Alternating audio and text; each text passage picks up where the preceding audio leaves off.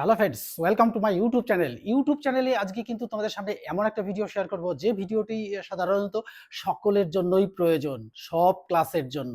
তাহলে সব ক্লাসের জন্য প্রয়োজন কি ধরনের ভিডিও? হ্যাঁ, সেই ভিডিওটি হলো, দেখো আমি এখানে লিখেছি last minute suggestion for the all students. Yes, দেখো এখানে লিখেছি ক্লাস অল স্টুডেন্টস সাবজেক্ট, হ্যাঁ, কনসেন্ট্রেশন পার্ট অনলি ওয়ান। একটাই পার্ট আমি আজকে তোমাদের সঙ্গে শেয়ার করব, এই পরীক্ষার প্রস্তুতির কৌশল। এই পরীক্ষার প্রস্তুতি কৌশল হিসাবে আমি তো বলতে চাইছি যে সবাই তো আমরা সারা বছর ধরে করেছি, ফার্স্ট সামেটিভ দিয়েছি, সেকেন্ড সামেটিভের জন্য অনেক খেটেছি, অনেক পড়েছি, অনেক প্রশ্ন মুখস্থ করেছি, কিন্তু তার সত্ত্বেও আমি বলবো আরও কিছু জানার একটা প্রয়োজন আছে। সেই প্রয়োজনটাই কিন্তু এই আজকের এই ভিডিওর মধ্যে দিয়ে তোমরা সে দেখতে পাবে। আর এই পরীক্ষাটা, এই ভিডিওটা সাধারণত সকলের জন্য, কাদের জন্য না, যারা ক্লাস 6 থেকে শুরু করে যারা বয়েজ স্কুল গার্লস স্কুলে পরীক্ষা দিচ্ছ, অর্থাৎ বয়েজ অ্যান্ড গার্লস প্রত্যেকজনের জন্য কিন্তু এটা খুব গুরুত্বপূর্ণ। কারণ কি, সব পরীক্ষার ক্ষেত্রেই কিন্তু এটা লাগবে। তাহলে লাগবে কেন, কিভাবে আমরা পরীক্ষা দেব? কিন্তু পরীক্ষার প্রশ্ন সাজেশন তো আমরা অনেক পেয়েছি, অনেক লিখেছি, অনেক অভ্যাস করেছি, কিন্তু সেই অনেক অভ্যাসের মধ্যে এটা কিন্তু একটা গুরুত্বপূর্ণ অভ্যাস। এই অভ্যাসটা যদি আমাদের না থাকে, আমরা কিন্তু পরীক্ষায় দেখা গেল 100% কমন পেয়েও কিন্তু আমরা লিখে আসতে পারলাম না। তার অনেকগুলো কারণ থাকে, কারণগুলো আমি তোমাদের সামনে আলোচনা করবো। দেখো, তাহলে চলো শুরু করি। দেখো, এখানে আমি লিখেছি পরীক্ষার প্রস্তুতির কৌশল। এই পরীক্ষার প্রস্তুতির কৌশল হিসাবে দেখো, সক্রিয় আমি অনেকগুলো কারণ এখানে আলোচনা করব, কিন্তু অনেকগুলো টপিক দিয়েছি। তার মধ্যে গুরুত্বপূর্ণ হচ্ছে পরীক্ষার প্রস্তুতির কৌশল। দেখো, আমরা পরীক্ষা দেওয়ার সময় আমরা পরীক্ষার প্রশ্নপত্র, ধরো এইটা একটা পরীক্ষার প্রশ্নপত্র, পরীক্ষার প্রশ্নপত্র, আর এগেনস্টে আমি একটা অ্যান্সার শিট লিখবো। আমরা কখনো কখনো প্রশ্নের মধ্যে লিখি, কখনো কখনো বা পৃষ্ঠা ভাঁজ করে আমরা লিখি। তাহলে আমাদের প্রথমেই প্রয়োজন যে আমরা পরীক্ষার এই যে পৃষ্ঠাটা লিখবো, অর্থাৎ অ্যান্সার শিটের উপরে যেটা লিখবো, অ্যান্সার শিট ছোট ক্লাসের থাকে, প্রশ্নের মধ্যে লেখা থাকে, বড়দের থাকে, এক্সট্রা খাতার উপরে লিখতে হয়। সেই জন্য আমি বলবো যে এই পৃষ্ঠাটাকে প্রথমে আমরা ভাঁজ করে নিতে হবে। এই দেখে এত সুন্দর করে ভাঁজ করে নিব। এবার ভাঁজ করে নেওয়ার পরে আমাদের একটা জিনিস লক্ষ্য করতে হবে, যে যেই লক্ষণীয় বিষয়টা, যে আমরা একটা কোশ্চেন উত্তর লিখছি, তাহলে লেখার সময় কিন্তু আমরা যদি এখান থেকে লেখা শুরু করি, লিখে আমি প্রত্যেকটা লাইনটা সুন্দর সুন্দর করে লিখবো। এবার এই লেখার স্টাইলগুলো থাকবে ঠিক এরকম ভাবে, আর এর বাইরেও যাবে না, লেখাটা এই দাগের বাইরে যাবে না, এই দাগেরও বাইরে যাবে না, অর্থাৎ এই পৃষ্ঠাটার বাইরে চলে যাবে না। তো আমরা যদি ভাঁজ করে নিই, যে প্রশ্নগুলো যদি সুন্দর সুন্দর করে এরকম ভাবে লিখতে পারি, প্রত্যেকটা প্রশ্ন, 1 নম্বর প্রশ্ন এটা লিখলাম, 2 নম্বর প্রশ্ন নম্বর দিলাম, এবার প্রশ্ন নম্বরটাও কিন্তু আমরা সঠিকভাবে দিতে হবে। এবার সঠিকভাবে যদি প্রশ্নের নম্বরটা না দিই, তাহলে কিন্তু এক্সামিনার কোন কোশ্চেনের অ্যান্সার কোনটা সেটা খুঁজে পাবেন না। তাই আমি বলবো যে এখানে যে 2 নম্বর দিলাম, দ্বিতীয় নম্বর দিয়ে এর যে অ্যান্সারটা হবে এখানে লিখে ফেললাম। এই লিখে সুন্দর করে লাইন বাই লাইন লিখে ফেললাম। লিখে এরকম ভাবে শেষ করলাম। এরকম ভাবে প্রশ্নপত্রটা এরকম ভাবে আমাদের পৃষ্ঠাটাকে ভাঁজ করে দিতে হবে, অর্থাৎ যেটা আমি অ্যান্সার লিখবো। আর যদি প্রশ্নপত্র থাকে, তাহলে তো প্রশ্নপত্রের উপরে লেখা, তাতে কোনো সমস্যা কিছু থাকবে না। তাই আমি বলবো যে এইবার দেখো, আমি এখানে অনেকগুলো পরীক্ষার প্রস্তুতির কৌশল হিসাবে লিখেছি যে সক্রিয় শিখন। এই সক্রিয় শিখনটা কি, আমরা যারা স্টুডেন্টস তারা কি করি, এক্সাম যারা প্রাইভেট টিউশন পড়ি তাদের কাছে বা বাবা মায়ের কাছে, বিভিন্ন শিক্ষক শিক্ষিকার কাছে আমরা পড়ি, কিন্তু পড়াটা তো সুন্দর করে পড়েছি, কিন্তু সেই পড়ার স্টাইলটা কিরকম হবে, যে সক্রিয় হতে হবে, নিজস্বতা থাকতে হবে। আমি অন্ধের মতো সেই মুখস্থ করে চলে আসলাম, তা কিন্তু করলে হবে না। সেই প্রশ্নের মধ্যে ডুবে গিয়ে সেই প্রশ্নের মধ্যে রেজিস্ট্রেশন নিয়ে কিন্তু প্রশ্নপত্রে লিখতে হবে। এটা গেল 1 নম্বর। দ্বিতীয় নম্বর, দেখো এবার এই নিয়মিত অনুশীলন। আমি প্রশ্নটা 10 দিন আগে, 20 দিন আগে, পরীক্ষা 10 দিন 20 দিন আগে মুখস্থ করে রেখেছি, কিন্তু আমার পরীক্ষার সময়, যেদিন আমার পরীক্ষা শুরু হলো, সেদিন কিন্তু পরীক্ষার হলে গিয়ে কিন্তু আমি সেই প্রশ্নটা মনে করতে পারলাম না, উত্তরও লিখতে পারলাম না। তাহলে কিন্তু এটা আমাদের মাঝে মাঝে কি করতে হবে, এই নিয়মিত অনুশীলন করতে হবে। অর্থাৎ লেখাটা কত বড়, দেখা গেল 5 নম্বরের কোশ্চেন আমার লিখতে গিয়ে দেখা গেল 2 ঘন্টা কাটাচ্ছি বা 1.5 ঘন্টা কাটাচ্ছি, তাহলে 5 নম্বর কোশ্চেন আমি 5 মিনিটেও শেষ করতে পারবো না। কিন্তু একটা নির্দিষ্ট সময় থাকবে, সেই সময়ের মধ্যে কিন্তু আমাদের বারবার অভ্যাস করতে হবে। অভ্যাস করলে কি হবে, অভ্যাস করলে পরে সেই প্রশ্নের উত্তরটা সঠিকভাবে দিতে পারবো। তাহলে আমাদের নিয়মিত অনুসরণ করার প্রয়োজনই আছে। এবার দেখো, সময় ব্যবস্থাপনা।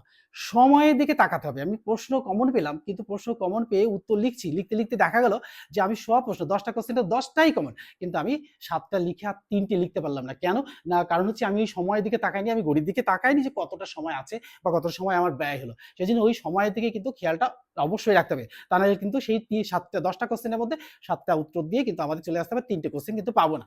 তাই দেখো, ওই সময়ের মধ্যে থাকতে হবে। অর্থাৎ পরীক্ষার প্যাটার্ন বোঝা, অর্থাৎ কি ধরনের প্যাটার্নটা না বুঝলে পরে আমি পরীক্ষা হলে গিয়ে কিন্তু আমার নিজে ঘাবড়ে যাবো। অর্থাৎ কি ধরনের প্রশ্ন আসতে পারে, সেই ধরনের প্রশ্নের ধারণা কিন্তু আমার আগে থেকে নিতে হবে। আগে থেকে যদি আমরা না নিই, তাহলে কিন্তু আমাদের সমস্যার সম্মুখীন হতে হবে। তাই আগে থেকে এটা কিন্তু বুঝেই নিতে হবে, এবং পরীক্ষা হলে গিয়ে প্রশ্নপত্র দেখার সাথে সাথে কিন্তু আমাদের সেটা ডিসিশন নিয়ে ফেলতে হবে, ও এটা এই ধরনের প্রশ্ন এইভাবে লিখতে হবে।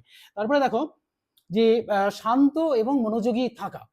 পরীক্ষার হলে গিয়ে আমরা কিন্তু কখনোই উত্তেজিত হয়ে পড়বো না। একটা কোশ্চেন কমন পেয়েছি, হ্যাঁ কমন পেয়েছি, বিশাল কোশ্চেন, সুন্দর কোশ্চেন, যে কটা করেছি সব কটা এসছে, এটা না করবো না। আমরা শান্ত মনেই কিন্তু প্রশ্নটাকে ভালো করে পড়ে নিতে হবে। যদি আমরা এক্সাইটেড হয়ে পড়ি তাহলে কিন্তু আমাদের উত্তর লিখতে অসুবিধা হয়ে যাবে। তাই আমাদের শান্ত মনে কিন্তু থাকতেই হবে। এবার দেখো প্রধান ধারণা চিহ্নিতকরণ। তাহলে প্রধান ধারণাগুলো চিহ্নিত করতে হবে যে কি ধরনের প্রশ্ন এসছে। দেখা গেল আমাদের প্রাকৃতিক থেকে এসছে, আমি রাজনৈতিক থেকে লেখা শুরু করে দিয়েছি, যে ছোটদের হতে পারে, বড়দের হতে পারে। আমি তাই বলবো 6 থেকে যারা 10 পর্যন্ত পরীক্ষা দিচ্ছ তাদের পক্ষে, এবং যারা উঁচু ক্লাসে দিচ্ছ সবার জন্য এটা আমি বলছি। এখানে আমি লিখেই দিয়েছি যে last May suggestion for all students. এখানে দেখো বিস্ময়সূচক চিহ্ন দিয়েছি। ইয়েস, এটা একদম সত্যি কথা। যে সাজেশনটা কি, সাবজেক্টটা কি, অল অল স্টুডেন্ট, ক্লাস হচ্ছে all all all all classes, all students এর জন্য। তাহলে সাবজেক্টে কি, কনসেন্ট্রেশন, অর্থাৎ কনসেন্ট্রেশনটা আমাদের নষ্ট হয়ে যায়। সেই কনসেন্ট্রেশনটা যদি আমরা না নষ্ট করে ফেলা, ব্রেক না করে ফেলে, তাহলে কিন্তু আমাদের পরীক্ষাটা সুন্দরই হয়ে যাবে।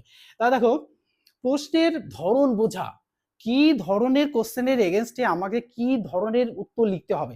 দেখা গেল আমাদের বর্ণনা, আমাদের বর্ণনামূলক প্রশ্ন এসছে, সেই বর্ণনামূলক প্রশ্নে আমি সংক্ষেপে 2 কথায় উত্তর দিয়ে চলে আসলাম, তাহলে কিন্তু এক্সামিনার নম্বর দেবেই না। সেই জন্য আমাকে বুঝতে হবে যে সেটা কি বর্ণনামূলক নাকি এক কথায়। সেই প্রশ্নের মানটা বুঝে কিন্তু আমার উত্তর দিতে হবে। আমি দেখা গেল 3 নম্বরের মান আছে, সেগুলো আমি 5 নম্বরের মান লিখে 1.5 পৃষ্ঠা লিখে চলে এসেছি, কিন্তু তাতে কিন্তু অসুবিধা হয়ে যাবে, কিন্তু এক্সামিনার সেখানে কিন্তু নম্বর দেবে না। আর আমার কি হবে, আমার কিন্তু পরের কোশ্চেনগুলো লিখতে সময় পাবো না, আর লিখেও শেষ করতে পারবো না, ও নাম্বারটাও পাবো না। তাই জন্য দেখো এই দিকে ধরন রাখতেই হবে। এবার সংক্ষেপে উত্তর প্রদান।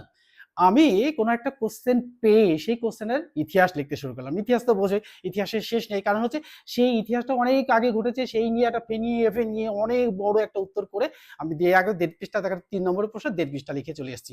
তাহলে কি হবে, আমার এই সমস্যাটা এসেই যাবে। কি সমস্যা আসবে, যে সংক্ষেপে উত্তর প্রদান করতে হবে, আমাকে সেই নিয়ে ইতিহাস লিখলে হবে না। দেখা গেলো একটা কোশ্চেনের মধ্যে মান আছে 4, প্রথমে 1 নম্বর, তারপরে 2 নম্বর, তারপরে 1 নম্বর। তাহলে 1 নম্বর, 2 নম্বর আর তারপরে 1 নম্বর, মোট হলো 4 নম্বর। তাহলে আমাকে ভাগ করে প্রশ্নের মান বুঝে কিন্তু উত্তর দিতে হবে, তা নাহলে কিন্তু আমাদের সমস্যা হবে, আমরা পরের প্রশ্নগুলোর উত্তর দিতে পারবো না।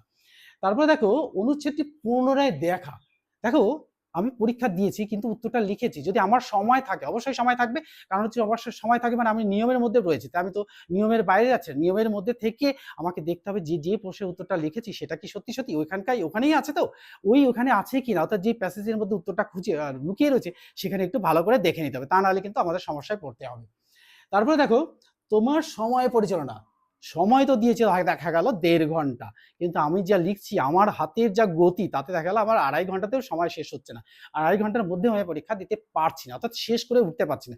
তখন কি হবে, আমাকে কিন্তু এই 1.5 ঘন্টার সময় 1 ঘন্টা সময় যেটা বাড়তি সেটা আমার কিন্তু লাগবে, কিন্তু সেটা আমি দেবে না এক্সামিনাররা। কারণ হচ্ছে একটা নির্দিষ্ট বরাদ্দ সময় থাকে, তাই বড় প্রশ্ন ছোট প্রশ্ন সব আগে ভাগ করে নিতে হবে। ভাগ করে নিয়ে প্রশ্নপত্রটা বারবার পড়ে নিতে হবে, অন্তত 2 বার থেকে 3 বার প্রশ্নপত্রগুলো ভালো করে পড়ে নিতে হবে, যে আমি এই ধরনের প্রশ্নগুলোর উত্তর এইটা দেবো, এবং এই ধরনের যে প্রশ্নের জন্য আমি এই সময়টা ব্যয় করব।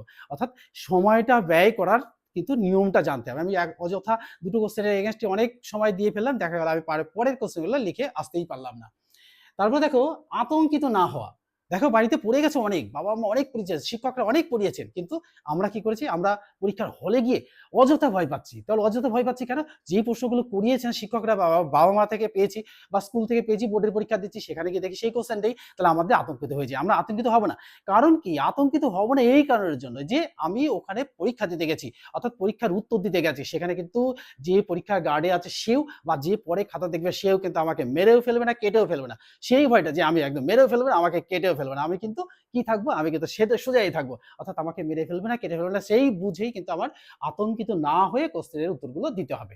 তারপরে দেখো, মার্জিন কাটা মার্জনীয়। দেখো, পরীক্ষার খাতায় মার্জিন কাটাটা দরকার, যে একটা মার্জিন দিয়ে নিলে, আমরা যদি যে এইরকম মার্জিনের কথা বলেছি, যে এরকম একটা যদি দিয়ে নিই খাতার মধ্যে, তাহলে কিন্তু কি হবে, সুন্দর হয়ে যাবে, তো সুন্দরভাবে আমরা লিখতে পারবো।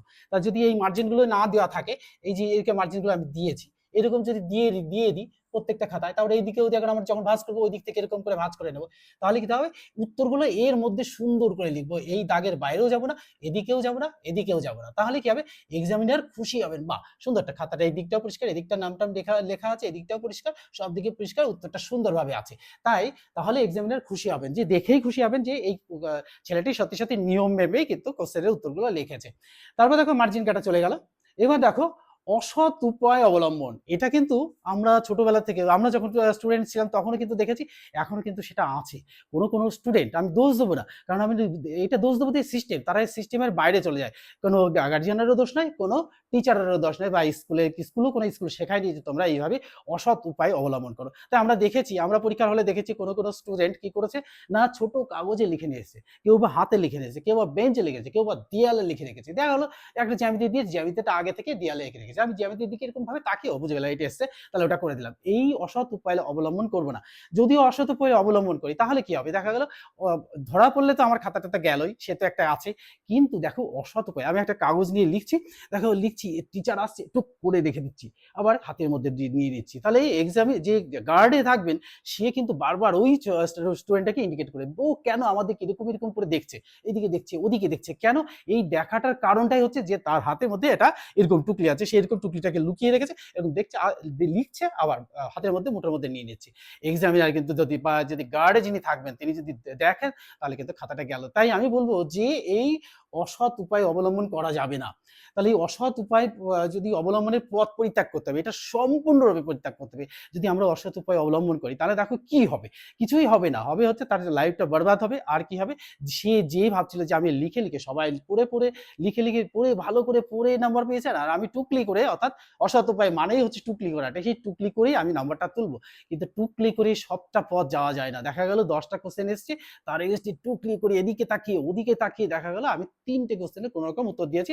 দেখা গেল ৩ টে কোয়েশ্চেনের উত্তরের মান হচ্ছে ৩ × ৩০ নম্বর। ৩০ নম্বরের মধ্যে আমি দেখা গেল ওই টুকেছি, একটুখানি বাদ গেছে, আবার টিচার এসছে, একটুখানি দেখেছি, একটুখানি লিখেছি, আবার আসছে, আবার লুকিয়ে রেখেছি, আবার একটুখানি দেখছি, এভাবে লিখছি। কিন্তু কোয়েশ্চেনের উত্তরটা সঠিকভাবে হচ্ছে না। লেখাটাও সুন্দর হচ্ছে না, গুছিয়েও লেখা হচ্ছে না। তাহলে কি হচ্ছে? আমার দেখা গেল ৩ টে কোয়েশ্চেনের এগেইনস্টে ৩ × ৪ = ১২ বা ৩ × ৯ নম্বর পেয়েছি। কিন্তু আমি এই ১০ টা কোয়েশ্চেন, যদি ১০ টা কোয়েশ্চেনের গড়ে ১০ নম্বর করে ১০ × ১০ = ১০০, যদি এরকম থাকে তাহলে দেখা গেল যে আমি প্রত্যেকটা কোয়েশ্চেন অ্যাটেন্ড করেছি। অ্যাটেন্ড করার জন্য আমি ভালো লিখিনি, কিন্তু আমি যেটুকু আমার নিজের থেকে, আমি বলেছি যে নিজের থেকে অর্থাৎ পড়াটা বুঝতে হবে, বুঝে নিয়ে কিন্তু সেই লেখাটা লিখতে হবে। তাই আমি প্রত্যেকটা কোয়েশ্চেন ভালো করে পড়েছি। পড়ার পরে কিন্তু তার মধ্যে থেকে একটা জিস্ট বেছে নিয়েছি এবং তার এগেইনস্টে ২টো ৩টি করে লাইন লিখেছি। তাহলে আমি ১০ টা কোয়েশ্চেন উত্তর দিয়েছি। ১০ টা কোয়েশ্চেনেও মানে সুন্দরভাবেই লিখেছি যেটুকু পেরেছি। কিন্তু এক্সামিনার ১০ টা কোয়েশ্চেন দেখে টেকে উনি দেখলেন যে প্রত্যেকটা গড়ে ৩ নম্বর দিলে পরে ৩ × ৩০ নাম্বার এসে গেল। বা যদি ৫ নম্বর দেয় তো ৫ × ৫০ নাম্বার এসে গেল। আমি ওখানে পাচ্ছিলাম ৩ × ৯ নম্বর। তাহলে আমার ওই পথটা অবলম্বন করার কোনো দরকার নেই। তাই আমি বলব সব স্টুডেন্টকে, আমি বলব না, কাউকে দোষারোপ করব না যে তোমরা টুকে করো। কারণ আমাদের সময় এরকম ছিল। কিছু স্টুডেন্ট না পড়ে কেউ ঘুরে বেড়াতো। কেউ হয়তো আর্থিক দিক থেকে পারত না। কেউ হচ্ছে তার বদমাইশি জন্মগত থেকে, কিছু ছোটবেলা থেকে কেউ রয়েছে। এইগুলো পথটাকে পরিত্যাগ না করলে কিন্তু আমরা জীবনে বড় হতে পারবো না। তাই আমরা প্রাথমিক দিক থেকে অর্থাৎ নিচু ক্লাসের পরীক্ষার থেকেই শুরু করে কিন্তু আমাদের এই নিয়মটা অবলম্বন করতে হবে। তা যদি না করি তাহলে কিন্তু আমাদের পরবর্তীতে অর্থাৎ কম্পিটিটিভ এক্সামে গিয়ে আমরা সেখানে দাঁতই ফোটাতে পারবো না। সেখানে চান্স পাওয়া তো দূরের কথা, সেখানে দাঁতই ফোটাতে পারবো না। তাই আমি বলব যে এই পথগুলো কিন্তু অবলম্বন করতে পথটা প্রত্যাহার করতে হবে। যে অসৎ উপায় অবলম্বনের পথ প্রত্যাহার করা, এগুলো কিন্তু করতে হবে। তাহলে দেখো আমি এখানে এই যে এতগুলো কারণ দেখিয়েছি, যে ১২-১৩ টা কারণ দেখেছি, এই কারণগুলো কারো না কারোর মধ্যে কোনো না কোনোভাবেই আছেই। তাই আমি বলব যে এই ধরো আমি ধরছি, আমি দেখা গেল যে আমি কোনটা আতঙ্কিত হয়ে পড়েছি। পরীক্ষার হলে গিয়ে দেখেছি কোশ্চেন দেখি এটা আসেনি। আমি খুব আতঙ্কিত হয়েছি, ভয়তে কাঁপছি যে কি লিখবো? আমি তো বাড়িতে গেলে মা মারবে, বাবা মারবে, টিচার বকবেন। তাহলে আমি ভয় পাবো না, কিচ্ছু পাবো না। আমি এটা বুঝে নেবো যে আমি একদম লড়াই করতে এসেছি। কারণ হচ্ছে লড়াই করতে গেলে কিন্তু জয় নয় হার আছেই। অর্থাৎ জিত হার আছেই। আর যার সঙ্গে যার এগেইনস্টে লড়াই করতে, সে আমাকে এখানে যে লড়াইটা, সেই লড়াইটা হচ্ছে এক্সামিনার আমাকে মেরেও ফেলবে না, কেটেও ফেলবে না। আমি যা পারবো তাই লিখে দিয়ে আসবো। দেখা গেল আমি নিজে থেকে বানিয়ে কিন্তু লিখে এসেছি, যেটুকু পেরেছি সেটুকু। কিন্তু এই লেখার মধ্যে আবার অনেক স্টুডেন্ট আছে একটা কোশ্চেনে ২-৩ পৃষ্ঠা ধরে সারা পৃষ্ঠা লিখে এসেছে। অনেক ক্ষেত্রে দেখা যায় যে স্টুডেন্টরা কি করেছে, প্রশ্নটাই পুরো লিখে দিয়ে চলে এসেছে। এক্সামিনারের খাতা পেয়ে দেখা যায় যে কি করবে, নম্বরটা কিছুটা হয়তো লিখেছে বলে ২ নম্বর করে, তাকে হয়তো দেখা গেল ৫০-এ ২ নম্বর ৩ নম্বর পেলো। তাই আমি বলব যে এই অসৎ উপায় অবলম্বনটা করাই যাবে না, অযথা লেখা যাবে না। আর কিছু অপ্রাসঙ্গিক কথা যেগুলো দরকার নেই প্রশ্নের মধ্যে, সেগুলোও লিখবো না। তাহলে দেখো এই পথগুলো যদি আমরা অবলম্বন করি সবার মধ্যে, আমি বলবো না সবার মধ্যে সবটা আছে, আমি বলবো সব স্টুডেন্টের মধ্যে কোনোটা, এই ১৩ টার মধ্যে একটা না একটা ফল্ট আছেই। সেই ফলটা আমি বলব যে সেটা তোমাদের দোষ নয়, সেটা সবার সিস্টেমের দোষ। এই সিস্টেমের মধ্যে ঢুকে গেলেই কিন্তু আমরা যারা দেখছি এই ভিডিওটা তারা কিন্তু সবাই ভাবছো যে হ্যাঁ সত্যি সত্যি এই 13টা পয়েন্টসের মধ্যে একটা না একটা আছে। দেখো না আমারও আছে যে সময়ের দিকে তাকাচ্ছে না। আমি মন দিয়ে লিখে যাচ্ছি, আপন মনে লিখছি, লিখতে দেখা গেল 5 নম্বরের একটা প্রশ্ন বা 3 নম্বরের একটা প্রশ্ন আমার 40 মিনিট সময় চলে গেছে ওখানে। তাহলে আমি লিখবো কি করে? বাকি প্রশ্নের উত্তরগুলো দিতেই পারবো না। তাই আমি বলব যে ওই দিকে তাকাতে হবে। তাই আমি সব স্টুডেন্টদের বলবো এইখানে যে নিয়মগুলো, অর্থাৎ এই যে পরীক্ষার প্রস্তুতির কৌশল, এই কৌশলগুলো সবাইকেই অবলম্বন করতে হবে। কেউ যদি মনে করে যে আমি সব পারবো, না, তার মধ্যে দেখবে যে কেউ না কেউ কোনো দিকে কিন্তু এটা কম আছেই। ধরো প্রশ্নের ধারণা বুঝলোই না, দেখা গেল সেপাই বিদ্যার একটা বড় কোশ্চেন, সেপাই বিদ্যার কারণ দিয়ে কারণ কটা লেখো। দেখা গেল 3 নম্বর কারণ, শুধু কারণ কটা লিখতে বলেছে, কারণ তুই সেটা বিশ্লেষণ করতে পারলি। সেখানে দেখা গেল আমি 2.5 পৃষ্ঠা লিখে দিয়ে চলেছি, কারণ আমি বুঝেছি ওটা 8 নম্বর। আমি তো তাকাইনি যে ওটা মান হচ্ছে শুধু কারণ কটা এক্সপ্লেন করতে পারবে, কারণ কটা লিখতে বলেছে, এটা কিন্তু এক্সপ্লেন করতে পারলিনি। যখন 8 নম্বর কোশ্চেনের মান হবে তখন কিন্তু এটা এক্সপ্লেন করার জন্য থাকবে, তখন কিন্তু আমরা ওই বিস্তারিত 2 পৃষ্ঠা 2.5 পৃষ্ঠা লিখবো। কিন্তু সেই দিকে নজর রাখতে হবে। সব স্টুডেন্টের বলবো যে এর মধ্যে থেকে একটা না একটা ফল তাদের মধ্যে আছেই, সেই ফলটা তোমরা কিন্তু এই ভিডিওর মধ্যে থেকে শিখে দাও। তা না হলে কিন্তু আমাদের অদূর ভবিষ্যতে গিয়ে অনেক সমস্যার সম্মুখীন হতে হবে। তাই আজকের ভিডিওটি তোমাদের কেমন লাগলো আর যদি কমেন্ট বক্সে অবশ্যই জানাবে, আর জিজ্ঞাসা কিছু প্রশ্ন থাকলে সেই প্রশ্নটি কমেন্ট বক্সে জানাবে। আর বন্ধুদের মধ্যে প্রচুর পরিমাণে শেয়ার করে দেবে, আর প্রচুর পরিমাণে শেয়ার করে দিলে কি হবে, বন্ধুরাও জানতে পারবে আর আমিও ভীষণভাবে মোটিভেটেড হব। তাহলে আজকের মতো এখানেই শেষ করছি, পরের ভিডিওতে আবার তোমাদের সামনে দেখা করছি। Good bye friends.